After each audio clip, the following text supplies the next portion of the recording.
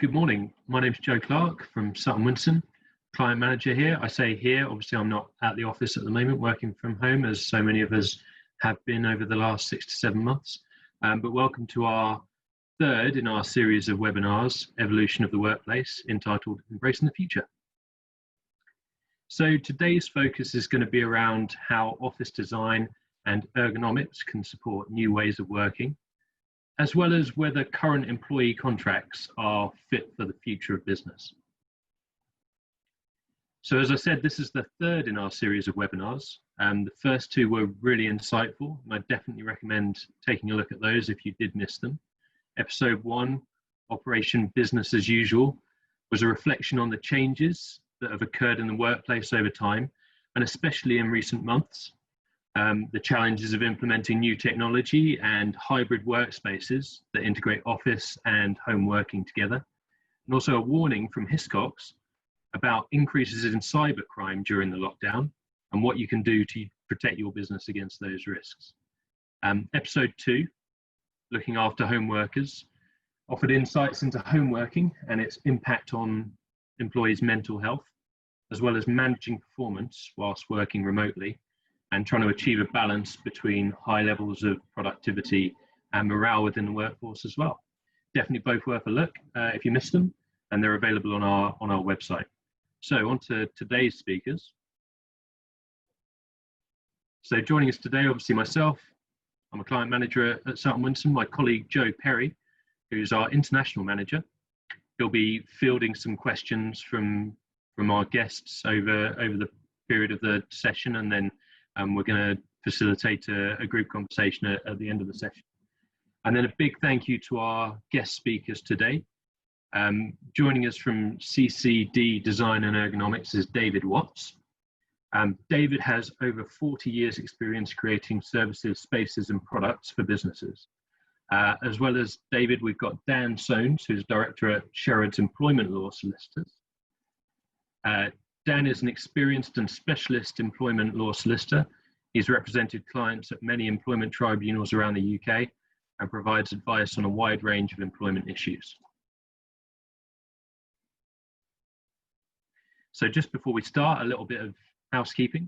So today's session is due to last the webinar section around 30 minutes, and then it will be followed by a 15-minute Q&A session. If you've got a question throughout the talks, then please submit them through the Q&A button at the bottom of your screen. And then those will be collated throughout and will be submitted at the end of the session. After the webinar as well, you'll receive an email with links to recordings of all 3 sessions. So if you did miss out on those first 2, or there's anything from today that you want to recap on, you will be able to do that. There'll also be a short survey, so obviously we really value your feedback. We're looking to do more of these as we go forward. Great, so I'm going to pass over now to David. Thank you very much, David.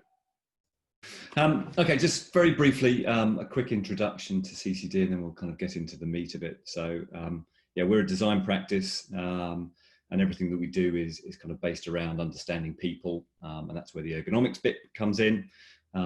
So in terms of thinking about workspace, we very much look at the environment through the eyes of your employees and how they experience that space and try and achieve the things they need to do during their day.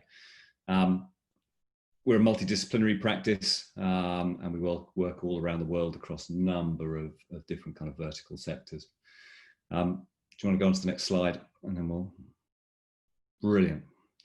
So there's kind of 4 things I thought were worth touching on as we went through this today. I suppose just to make clear in terms of when I'm talking about ergonomics, lots of people have views and thoughts about an understanding of what that means to them. In terms of how we talk about ergonomics, it's very much about designing for people how they do their work and the tasks based on their capabilities, strengths and weaknesses. So it's not just about making stuff comfortable and not just about a kind of physical fit. It's also in this context about how we create positive, high-performing workplaces, and now we're looking at how that works around new ways of working. People have talked a lot over recent years about things like activity-based working and other kind of similar themes. And for me, they're really ergonomics in practice. They're about how we create spaces to fit to those tasks and promote physical well-being across the people who work for us. So there's 4 themes I want to touch on today. One is about the workplace and social connections. 2, a little bit about how things are changing in terms of particularly things about how people focus and concentration, the need for flexibility, and about how we integrate some of the digital tools that we've all been playing with over the last 6 to 9 months. Okay, if you go to the next slide. So, no great surprises that in workspace, as in many areas, COVID has kind of been an accelerant and a great big experiment that we've all been going through in terms of our workplace. And the move to working from home, I think for many businesses has had many positives. Certainly the sky hasn't fallen in, and it's proved that we can all work from home to a certain degree. And I think lots of people have found that, particularly for things like, individual focused tasks, we have less distractions at home and we've been quite productive. But of course, we also have to remember it's not been easy for everyone. Perhaps senior staff in nice big houses with their own studies have found it easier than maybe more junior staff where they're all working around the kitchen table with their flatmates. So the experience has been diverse, but certainly it's been an experiment which I think lots of businesses have learned from. If you go on to the next slide. And I think one of the really interesting things for businesses is showing how different models can work. Whether this is the death of the office, I don't think it is, but perhaps the future for that kind of large centralized headquarters where we all come and work in one place might not be so rosy. So if you're in corporate property, maybe doesn't look so great. And I think lots of businesses are now looking at more distributed models, perhaps with co-working spaces in suburbs and smaller towns and more distributed model.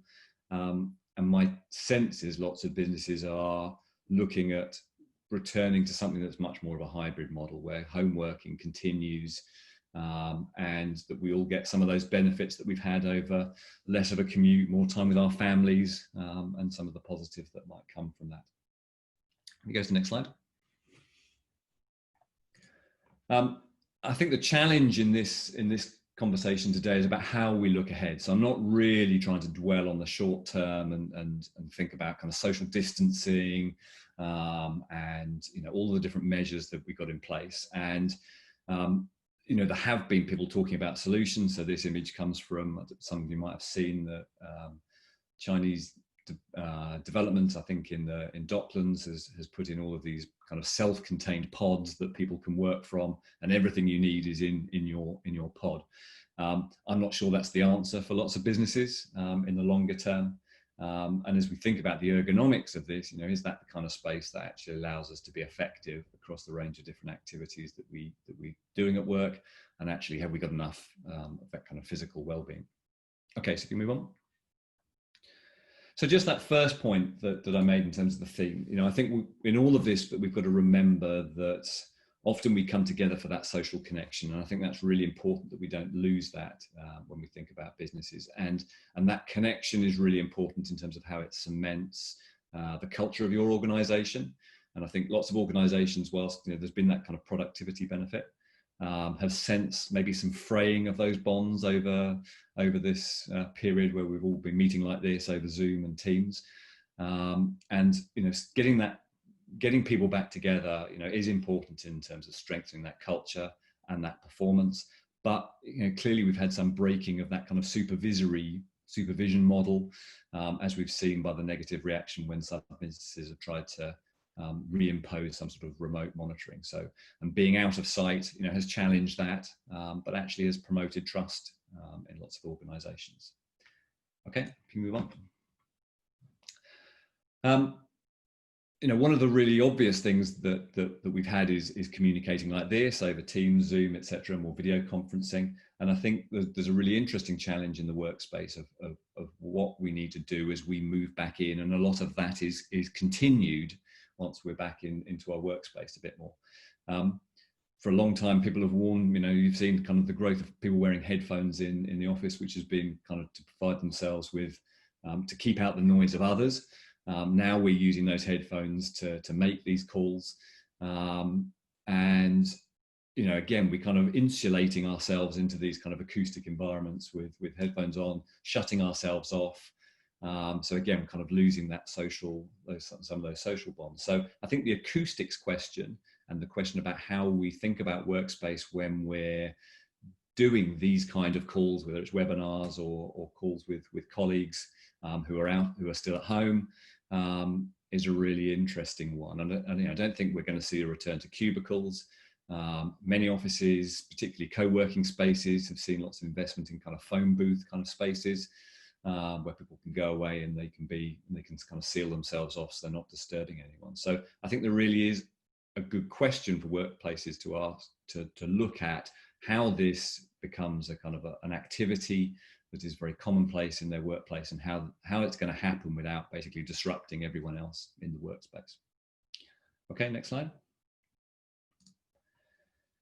So all of that, does kind of suggest, lots of questions which have been around for a while over, is the traditional open plan office dead? And that's going to be a really interesting thing, as perhaps we have less people in the office. So do we need that kind of space? And again, coming back to that kind of thoughts about activity-based workspaces as concepts, and maybe that accelerates some of that. So I think there is a really interesting challenge around kind of flexibility. And the really important thing, I think, when we think about ways of working is it's going to be individual for your business. Don't just copy and template what you've seen other businesses doing. The answer is going to be very individual to how you're working and how your teams are working. And if you're getting agencies in to come and design for you, it's really important that you push them to really understand and invest time in researching and understanding your new ways of working so that they can respond to that. And it might be that you need something, much more adaptable, much more flexible, that you can move around over time and adapt as you learn through time. Okay, next slide. So if we are continuing with this hybrid model where home working is a permanent feature, then I think thinking about that environment that people do have at home and how businesses support that is going to stay really important. There is still that duty of care that we have over our employees at home offices, and the same kind of requirements around assessing risk, providing mitigation measures is there, and it's important that we do give people and help support people in creating a good environment if they are continuing to spend some time working at home. Okay, moving on. We've also had over this period, finding lots of different new ways to look at collaboration and new ways of working. So as an example, so this is Miro, a tool that we use a lot. It's basically a digital replacement for how we used to stand in a room together with Post-it notes on a wall. And I think lots of different businesses have found new tools, new things that have helped them work in this remote environment, and lots of them will continue to use some of those tools. So one of the design challenges, how do you integrate that and keep those tools running when you might have that mixed environment with some people back in the room, but some people still remote? And what kind of design do we need to do that supports those different ways of working? Okay, next slide.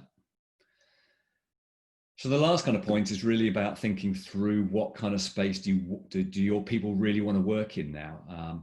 I think with people working at home, having that time to go for a run at lunchtime maybe, and a bit more focus on well-being coming through some of this. I think there are going to be interesting trends about what do your teams want in terms of spaces that focus on well-being, good air quality, biophilia, lots of plants. Here's a great example. This is Second Home, where we're lucky enough to have our studio. And this is the kind of environment that our team certainly want to work in. I think also thinking about that kind of end-to-end experience for staff in future workplaces. So, what do things look like on your first day at work? How's onboarding happening? How does it happen? What's that kind of experience through the day and across different seasons? So now is a great time to take stock, rethink some of that, not just focusing, as I said at the start, on this kind of short-term need to be kind of COVID safe, but what is our workplace going to look like in 2, 3, 4 years' time? Okay, last slide. So just a few kind of points just to take away. First, just really reflect, I think, and think about the importance of workplaces as somewhere that reinforces social bonds, builds that culture that you have in your organization and reinforces that. We need spaces that allow people to do work. So really thinking about the variety of different activity people are doing and thinking about how you respond in design to that is important. And those needs are going to be individual to you. You're going to have very different needs to other businesses, and you might need to think about how and respond to how those adapt over time. Creating good environments both at home and in the workplace is going to be really important, and how you're going to integrate this sort of change now that we have over physical and digital, and the growth of perhaps more digital tools that we've all been learning and adapting to over the last 6 to 9 months. And finally, just thinking about those kind of wider needs around well-being, needs of new staff, etc., to layer those in. Thank you very much. That's all I've got to say. That's great. Thank you very much, David. That was really insightful, and I think it's given me a lot to think about. I personally hope that we do go forward with some form of flexibility, and that this has been a bit of a sea change in terms of the way businesses operate going forward. But we'll have to see what happens over the next few months and years. Okay, so we're gonna move on to Dan Soanes now, from Sherrod's Employment Law. Thanks, Dan. Hello. Yes, thank you. Okay, so I was asked to speak first of all about the question: are employee contracts fit for future business? And to be honest, the answer to that is a fairly quick yes. The only clause that it really affects massively is the place of work clause. And the most place of work clauses say something like your place of work is the office, but will require some sort of flexibility. And to be honest, that will suffice. There's no real reason to change that. Obviously, we've all had to change overnight and move to home working, but a clause that says that we require that flexibility will allow you to ask your employees to come back to the office if you want to do so, but it's perfectly flexible and perfectly good enough to allow them to work from home as well. It's a good idea to have a home working policy. It's always been a good idea. There's nothing terrifically new about that. It should cover things like who's responsible for providing and paying for all the equipment that employees use to work from home. Whether that equipment that you've provided can also be used for personal use. And David touched on the potential data breaches and things like that. From an insurance point of view, who's responsible for checking that your home insurance policy and possibly your lease agreement allows for home working?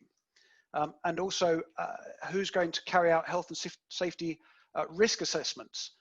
And in current circumstances, how that's going to be done, whether employees are potentially going to be asked to provide Zoom videos of their workplace so that you can satisfy yourself that it's safe and not causing them any problems. So from a contractual point of view, that's probably about as much as I need to say. So let's move the conversation forward. David talked about this new sort of flexible working and the probability that we're going to carry on with more home working, but some employers are going to want to have employees returning to some sort of workplace, whether that be the old office or whether it be one of these suburban hubs or whatever arrangement they're putting in place. The requirement to work entirely from home was obviously a measure introduced by force more or less overnight in March 2020. And in the 6 months that have followed or so, employers have learned lots of useful lessons about what works, what doesn't work with home working. It's been a very unusual test environment. I mean, obviously work levels have been very different. The type of work's been very different. Half of us have spent most of our time talking on Zoom about how we're going to work in this new environment. As we get more used to that, then things are going to be returning to some sort of normal. And most employers and employees are now thinking about how and when employees are going to return to some sort of workplace, either permanently or part-time. Obviously, if you're going to require your employees to return to some sort of workplace, you're going to need to put social distancing in place. That seems it's going to be with us for a little while. The health and safety executive actually have the power to conduct spot checks on your working practices in your offices and make sure that they're safe. But subject to that, employers have had a discretion since the 1st of August to decide whether staff in an office-based business who can work from home should carry on doing so, or whether they want them to return to the workplace. The advice changed a few weeks ago back to work from home if you can, but unlike in March, there was no obligation to do so. So there is some flexibility for employers there if they want to require their employees to return to some sort of office-based working for either some or all of the time. Also, of course, the debate in all of this tends to have focused on office-based work, but there are lots of jobs, engineering, construction, hospitality, that can't be done from home at all. So there are different dynamics in different workplaces. And as David touched on, for senior staff with nice offices and workplaces at home, it's probably been lovely not to have to do the commute. But for junior and inexperienced members of staff, first of all, yes, their home place is less likely to be conducive to that. But also, of course, they might want to learn and work with those more experienced workers and have a social workplace in the office as well. So most employers and employees have coped reasonably well over the last few months. There have been some disruptions, but by and large, we've functioned okay. But now we're sort of thinking about how to return to some sort of normal. Also, of course, the furlough scheme is coming to an end in the next few weeks. And so lots of employees who've been at home on furlough, the employers are now thinking about how, or indeed whether, they return to work. So what happens if you as the employer have decided that you've taken all reasonable steps to make your workplace as safe as possible, but your employees are reluctant to return, which could well happen. Again, David touched on mental health, but one impact we've certainly seen of mental health is employees becoming less and less willing to take risks and go out if they've been furloughed and staying at home. The first thing to say is it's absolutely fine to encourage your employees to return to some sort of office-based working. It's fine to make statements along the lines that you'd prefer employees to come back to the workplace some or all of the time. Persuasion and seeking employee agreement is not legally problematic at all. As ever, communication is key. I think if you give employees an instruction to say, right, now we're coming back to work, first of all, it sounds very commanding. It also suggests that those employees haven't actually been working for the last 6 months, which is quite insulting. So you've got to be careful with your communication. But if you write to your employees, basically setting out what hygiene and safety measures you've taken in the workplace, possibly even putting together some sort of reintroduction video so that employees can digitally walk through your workplace, see how things have changed, see what safety measures you've put in place. You can communicate with them that as far as you're concerned, you've made the workplace as COVID secure as you possibly can, and that you'd now like them to return. You should also make it clear that all those COVID related behaviours that you've put in place are mandatory for all employees. Let's look at flexible working. Again, contracts of employment generally specify that your place of work is the office. If an employee wants to carry on working from home, then in effect what they're doing is making a flexible working request. Now, the law on that hasn't really changed. As before, you can, if you want to, refuse a flexible working request on business ground. And one of those business grounds can potentially be, well, the experience of the last 6 months has shown us that employees working entirely from home has had a detrimental effect on our ability to meet our customers' demand and has also incurred extra costs for us. As ever, you can certainly reach a compromised position when dealing with these sorts of requests, and some sort of mix of home and office working is probably likely to remain with us for some time, if not become the new normal. But what if the employers concluded that particular employees' work can't be done entirely from home, but an employer has said, well, I've got health concerns, or maybe I'm shielding a relative, and because of this, I'm not going to come back to your office, even though you've got a good return to work strategy. What if you start moving as the employer from persuasion to actually instructing employees to return to work? Well, employees do have a right not to be subjected to any detriment on the grounds that they've raised health and safety concerns. And therefore, disciplining or even dismissing an employee because they've refused to come back to the workplace can be very risky. It can give rise to claims for automatic unfair dismissal, detriment on the grounds of whistleblowing, and for some employees, even disability discrimination. However, if you as the employer have reasonably concluded that work needs to be done at least some of the time from the office, then what you can do in a sympathetic way, which basically acknowledges that absolutely employees have to put their health and that of their family first. But what the employer can do is say to those employees, but if you don't come into the workplace, we're not anymore going to be paying you just to remain at home. Now, of course, not paying an employee does potentially amount to a detriment, which could give rise to problems. But what the employer would argue in those circumstances is that any employee in circumstances who failed or refused to turn up to work wouldn't be paid. It's the absence from work rather than the assertion of a health and safety risk, which leads to the non-payment of salary in those circumstances.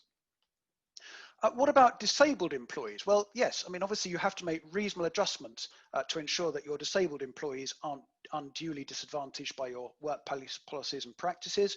As far as employment law is concerned, disabled certainly doesn't mean somebody with a blue badge. It's a much lower level than that. So somebody who said, I've got a health concern that means I'm not comfortable coming back to work could certainly potentially say, I'm disabled. And for those employees, if working from home is reasonably possible, then allowing them to work from home would be a reasonable adjustment. But again, if you've reasonably concluded that it isn't, then actually the same rules apply. There's no law that says you have to just carry on paying disabled employees indefinitely if they're unable to do their job. You'd be expected to try harder for them to make home working possible, or possibly even looking at alternative work that they can do from home. But if that's not reasonably possible, you wouldn't have to just carry on paying them if you've reasonably concluded that their job needs to be done from an office and they're unwilling or unable to come to the workplace. Now, finally, it would be unrealistic as an employment lawyer not to touch on redundancy when giving a seminar on sort of looking at the future of the workplace. It's certainly the hot topic that I'm spending a lot of my time advising on at the moment. The furlough scheme is coming to an end. Many employers are thinking about, well, what happens if and when those employees come off furlough? And based on the lessons that we've learned over the last 6 months, what restructures can we make? Potentially, what savings can we make? A couple of very brief points on that. First of all, if you're looking at making a number of redundancies at the same time, 20 or more at one site, you have to carry out collective consultation. Now that means either with a trade union if you recognise one, or more likely if you don't, you have to get your employees to elect some sort of representative and engage with them. If you're engaged in this sort of process, then doubtless you'll look into that and you'll take the relevant advice. But let's look now at the part of the process which is in many ways the most important, but which is most often forgotten. And that's actually individual consultation with those employees who you've selected for redundancy. Because the most important period in a redundancy process is the period between a particular employee being told, I've just selected you for redundancy, either because you've decided their job's unique and you can manage without it in your structure, or because they've been selected in some sort of selection matrix. So between that point and the point at which they're served with notice, that period, which is generally at least 2 weeks, should be used to allow employees to challenge their selection and also talk to you about any alternative ideas they've got. It's the hardest part of the process for employers.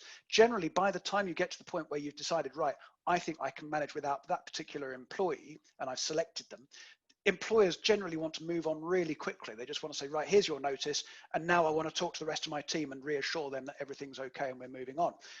But if you don't engage in that 2-week process, if you don't engage in allowing an employee to challenge your decision openly and challenge the reasons why you selected them for redundancy, then a dismissal that you make after that is almost certainly going to be unfair for any employee who's got 2 years or more service. So, whistle stop through the current employment environment and some of the things that I'm advising on at the moment. Let's turn over to questions. Thank you, David and Dan. That was very informative and touched on some very topical issues that certainly I know a lot of our clients are facing at the moment. So we have had a few questions, and I will jump straight into those, but please do remember that you can add more questions via the Q&A function as we go. Okay. So the first question is, how do we think about integrating continued Zoom/Teams calls into our work environments without distracting everyone else? So I think that is probably a question for David, as you touched on, I think the pods that have become available and other solutions. So do you want to talk a little bit about that? Yeah, I mean, it is a really difficult one. You know, as I suppose I alluded to, you know, I think people have increasingly over the last few years, it's become commonplace to see people with headphones on, you know, listening to music to try and isolate themselves. And now, you know, we're going to have the much more intrusive, potentially conference calls where there might be, you know, 2 or 3 people in the office actually on a call with someone at home or with clients. And the volume of them, you know, as we're all experiencing sitting at home, you know, lots of people I speak to say their day just feels like one endless Zoom call. So it is going to be challenging. So I think that's where it's going to put a pressure on the design of workspaces to create private spaces for those to happen of varying different sizes. You know, lots of organizations have, you know, meeting rooms. No one ever seems to have enough meeting rooms.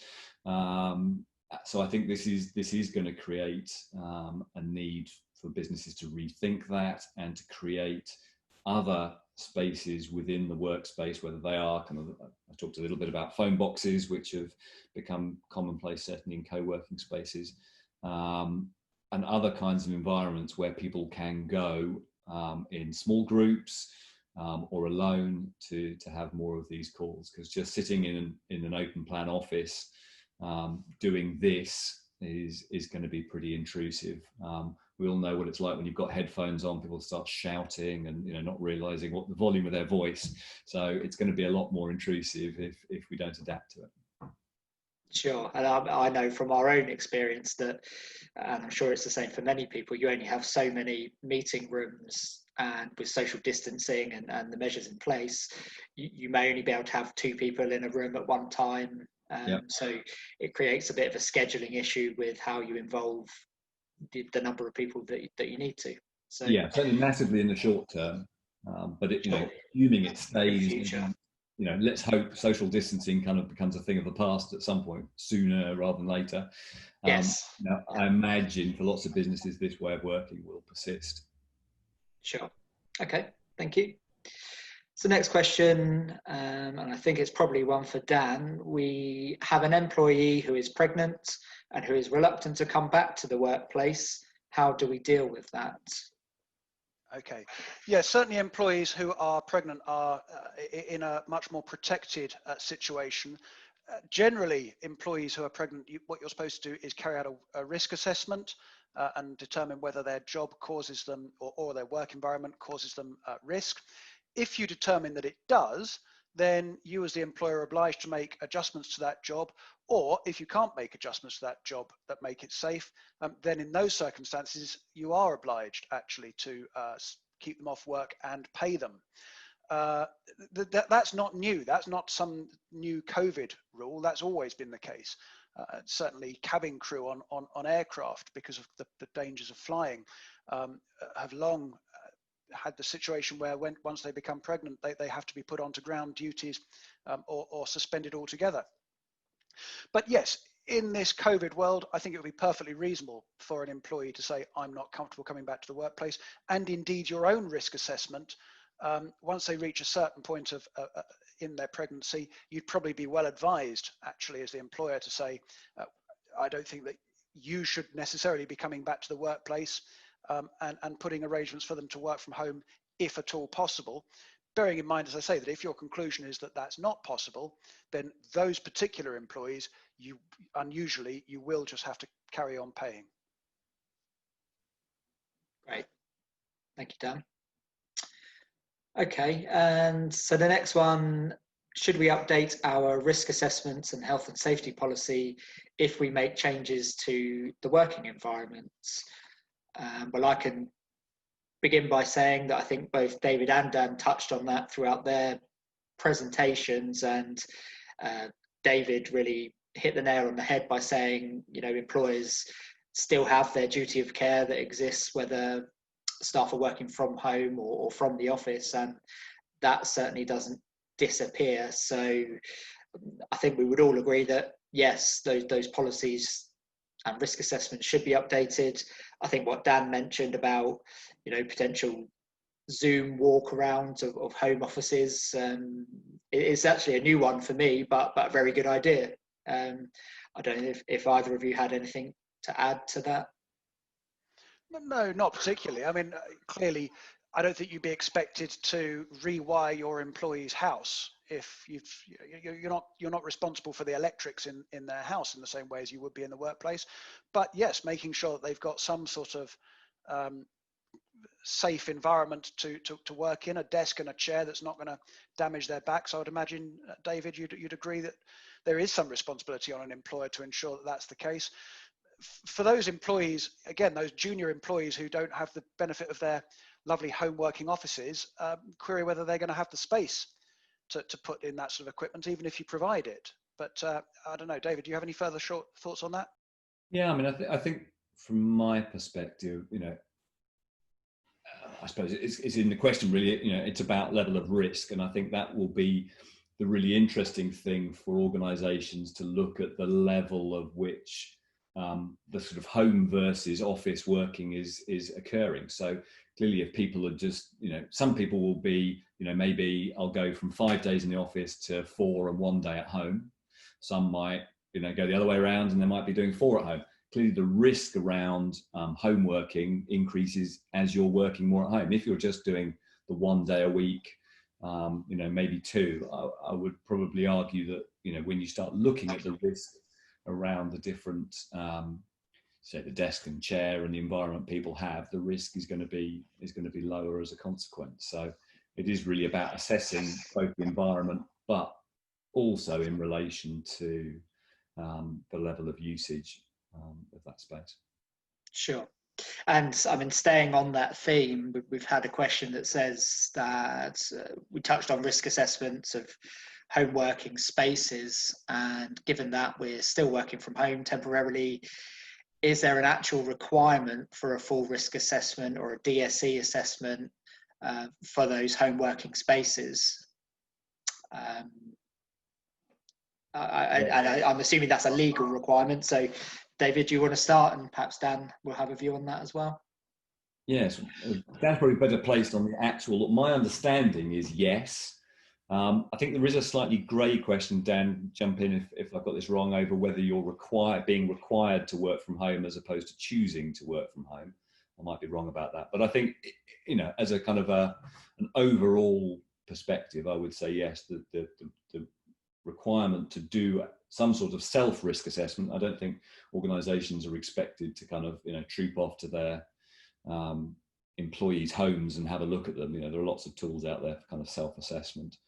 But I think overall, yes, there is still a requirement to do that. Yeah, I'd agree with that. It's not exactly employment law, it's health and safety, and you have an obligation to take reasonable care of the health and safety of your employees. I think I'd go slightly further than David. I mean, as I said, I don't think you're expected to check your employees' wiring and rewire their house for them, but I think you probably are under some obligation to at least make sure that your employees have some sort of safe work environment. I see, for example, Joe's got things hanging from his kitchen wall that really ought to be secured properly. And yeah, just as I say, make sure they've got some sort of safe and ergonomically secure, I imagine, chair and table to work at. If an employee is sitting on their bed for 8 hours a day doing their work, and that's because you've told them, well, you shouldn't really be coming into the office anymore, then I think you probably would have some responsibility for that. Sure. Yeah, I completely agree. Okay. in the interest of time, I'll pick a couple of questions from the ones remaining. So we have a question: how much notice do we need to give people when communicating that we would prefer them to be in the office? So I guess it's probably one for you, Dan, and coming back to what you touched on about, I guess, how you communicate that to staff, but also giving them the message that you do want them back, I guess, unless there is a valid reason. Yeah, absolutely. I mean, I suppose the first point is, how much notice did you give them on the 20th of March that you wanted them to be working from home? Probably the answer is none at all. You just said, right, as of tomorrow, you're all working from home, and that happened. Again, most contracts of employment will say the place of work is the office. So from a contractual point of view, you could say, as of tomorrow, we're exercising that and you need to come back to the office. Even where you've got a contractual right to do something, though, you do have to exercise that right reasonably. Now, for a lot of employees, that might well be, as of Monday, we expect you to come back to work, or we'd like you to come back to work if you can. But with that employer, you'd be expected as an employer to take a reasonably flexible approach to that. Again, to have those discussions with employees where they say, well, sorry, I can't do that immediately because childcare things have come up as a result of the last 6 months, or health concerns I want to address with you. As I say, I think I'd deal with it on a case-by-case basis. I would start by saying we would like employees to come back to the workplace, and we'd like them to do so as soon as possible, rather than saying it is absolutely imperative that you do so within a week. And then I'd be looking to have conversations with individual employees about what their individual concerns are, and being reasonable with them. But as I say, always with the fallback that you're not necessarily going to be saying to employees, that's fine, you carry on staying at home, we'll just carry on paying you, even though we only think you're now able to do 50% or 20% of your job. Sure, it's managing the message and communicating it, I guess, in a way that, well, people can relate to, and that, you know, gets them back with some feeling of comfort and confidence.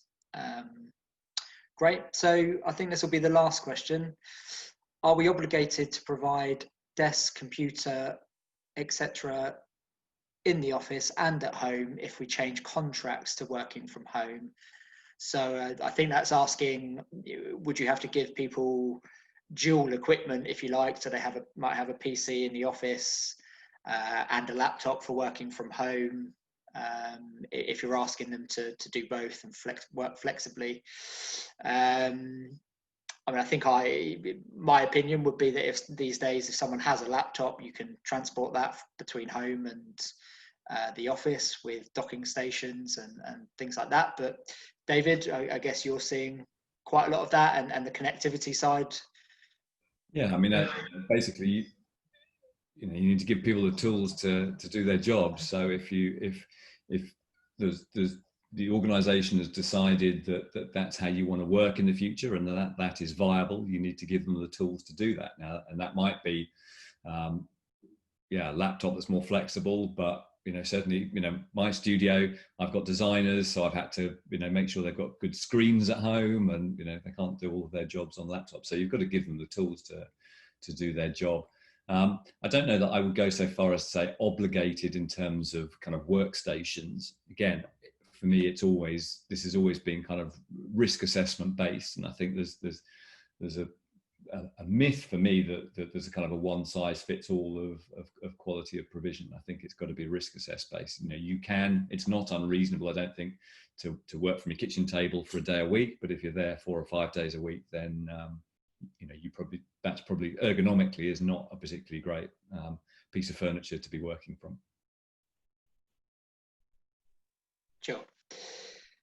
Okay, well, I believe that's all the questions for today. I'll just have one last check, and yeah, all answered. So I hope everyone found that useful, and a follow-up email with a recording of this session will follow pretty soon.